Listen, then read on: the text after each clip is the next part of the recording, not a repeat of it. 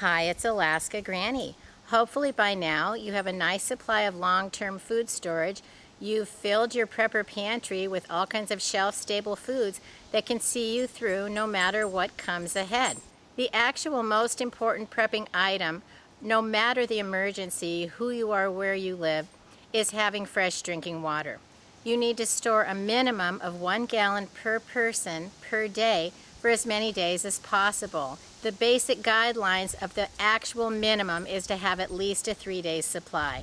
But it's up to you to decide if that's enough for you, should you have more, and how could you store it. In an emergency, it's so important that you have enough water for drinking. You're also going to need water for cooking, and you're going to need water for hygiene supplies.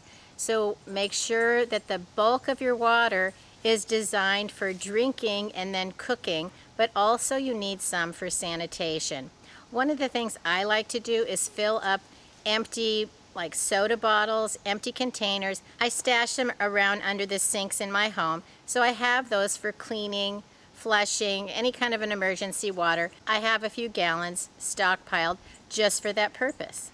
It's a great idea to look over all kinds of different water storage containers. There's plenty of sizes, from the little bottles you can buy at the store. You can also buy 5-gallon containers up to 55-gallon barrels. What you need to remember is that water is very heavy. If you buy a large container to store your extra water, make sure that you locate it before you fill it up. Water is like 8.5 pounds per gallon. And if you fill up a 55-gallon barrel, you're not going to be able to move it. If you have a large container, you also need to know, how will I get the water back out once I put it in there? You maybe want to get a shaker hose, you want to get a siphon, some kind of a pump, or a dipper. Find a way so that you can access the water after you fill it up. Recently, I came across a document from the state of Alaska about emergency drinking water storage, your supply, and how you can go about making sure that you have the things that you need. I thought it was very important information, so I thought I would share with you the contents of this document. It begins with, what should my emergency preparedness kit include for my drinking water needs? You need some bottled water. You can buy it bottled. You can fill up containers yourself. As long as you're filling your containers with water that's already from a source that's safe to drink, you don't need to worry about doing anything else except filling up your container and storing it in a cool, dry, dark place. Be sure you keep water in the dark. The light can allow algae to grow in your water. Then it tells you to include supplies and instructions for emergency water treatment. Once your fresh water runs out, then you need to have ways that you can purify additional water. Even if you live in an apartment or a house and you have municipal drinking water, there are events where the water can become contaminated. Just look at some of the places in Michigan, some of the areas after hurricanes, earthquakes. There are floods. The overflow of sewage or contaminants can get into the municipal water system, and cities can go into a boil alert immediately. So having an idea ahead of time of how you would cope is a great way to be prepared. So there are all kinds of guidelines of how much water do I need and how should I store the water. If you're going to fill your own containers, make sure they're food grade and that they've never held anything that was a cleaner or a chemical. There's directions on how to clean and sanitize your storage containers for your water, and it tells you what kind of containers to avoid. One tip to remember is old milk jugs are not sturdy. You can't really ever get them clean enough, and they are not designed to last very long. So if you try to reuse milk jug type containers, you're going to have a lot of problems with they're going to break or they're going to leak. You're going to have a huge mess where your stored water should be. There's even tips on how to find an emergency water source. There are things inside your home like ice cubes, liquid from canned foods, water from your water heater.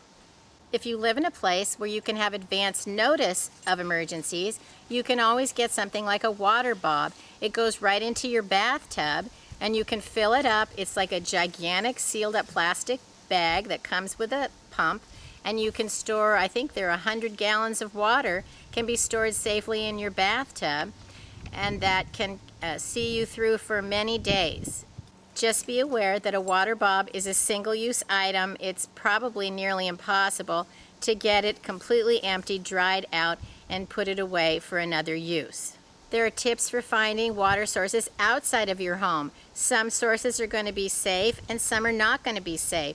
Pay attention when you're walking around in your neighborhood. Where can you see extra water? What do you know about where things are located? And then have that in your mind so that if you need to get water, you have already thought up some of the different sources.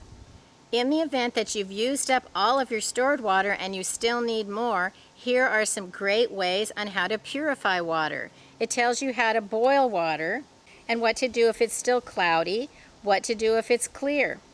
It tells you about different disinfectants you can use to clean your water and the processes that you use. It's also important that you have a water filter. Maybe you want an individual filter like a Life Straw, or something like a Berkey water filter that can filter for your whole family, and there are all types of filters in between. Choose one that's going to meet the needs of you and your family, that's in a price range that you can afford, and then make sure that you understand how to use it before you have an emergency. Then there are considerations that you need to take into account in an emergency situation. You should never ration water. People should be allowed to drink as much as they need. Water is the fluid that keeps us alive, and if you try to ration it out, maybe I'll need more next week, rather than worrying about how much I could need today, you could find that you're not healthy enough to make it through next week. So the water shouldn't be ever wasted, but it shouldn't be rationed. Drink as much as you need to satisfy your thirst, and that'll give you the strength to go on and figure out where to find more water. It's also important that you learn, where does the water enter my home? How can I turn it off if a pipe breaks?